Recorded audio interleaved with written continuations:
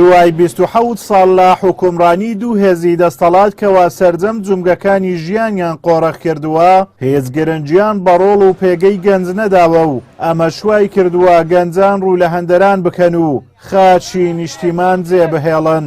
چالاکوانێکیش پێی وایە کەوا گەنجان بۆ ئەوەی ژیانێکی خۆشگوزەران و گۆڕانکاری دروست بکەن و کۆتایی بە زوڵم و ستەم بێنن لە هەرێمی کوردستان، پێویستە ڕۆژی سینۆ بەشداریەکی کارا لە دەنگدان بکەن و بە دەنگەکانیان گۆڕانکاری لە دەسەڵات دروست بکەن. ئێستا لەسەر گەنجی کورد پێویستە بیر لەوە بکاتەوە کە هەمیشە دەرفەت هەڵ هەن بۆ ئەوی گۆڕانکاری بکات و باشترین هەڵ و دەرفەتیش کە ئێستا لە بەردەمی گەنجی کوردایە هەڵبژاردننی سینۆیە کە پێویستە گەنجان بە گەرم و گوڕی بە گوڕوتینەوە بەرەو خەونەکانیان هەنگاو بنێن و گلەی و گازندەکانی خۆیان لەسەر سندوقەکانی دەنگدان دەرببڕن و بێ ئومێد نەبن.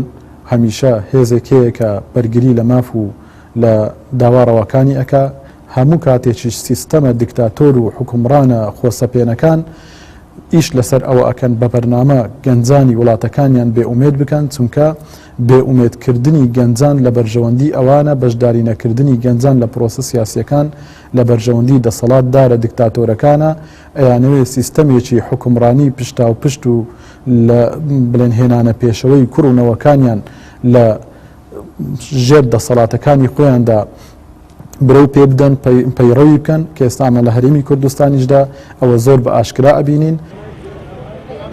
بەهۆی ئەو سیاسەتە قۆڕەخکاریەی لە 27 ساڵی ڕابردوو لەلایەن دوو هێزی دەسەڵات لە کوردستان پەیڕەوکراوە، لە ماوەی ساڵانی ڕابردوو بە هەزاران گەنجی خاوەن توانە و لێهاتوو بۆ هەندەران کۆچیان کردووە. لە بەرامبەردا کادیرانی هەردوو حیزب کراونە موچەخۆری بندیوار. ئەو حکوومەتە بێباکە هێندە بێباکە کەوا هەموو جومگەکان و هەموو دەرگاکانی لە گەنج داخستووە، بۆیە گەنج ناچارە کە ئەو ڕۆکە سەر هەڵدەگرێت و وڵات بەجێ دێڵن. وەکو دەڵێن سەرنجامی هەر وڵاتێک کاتێک کە گەنجی نەمێنێتن بەرەو خراپی و بەرەو وێرانبوون دەڕواتن.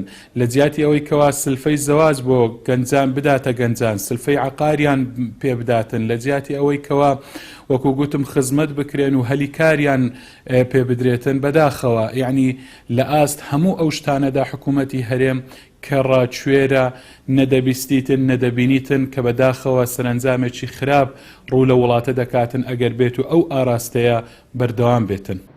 بەهۆی سیاسەتی قۆڕەخکاری و نەبوونی خواست بۆ بەرەو پێشبردننی وڵات و دابینکردنی هەلیکار، هەرێمی کوردستانی دەوڵەمەند بەنەوت و کانزا و سەرچاوەی سروشتی و زەوی کشت و کاڵی نەیتوانیوە ببێتە داهاتووی گەنجان، بەڵام هاوڵاتیان دەتوانن لە ڕێگەی سندوقی دەنگدانەوە بەشدار بن لە گۆڕانکاری و دابینکردنی ژیانێکی شایستەتر بۆ نەوەکانیان. ئازاد و مەراوەی کەناڵی ئاسمانی پەیام، قەزای سۆران.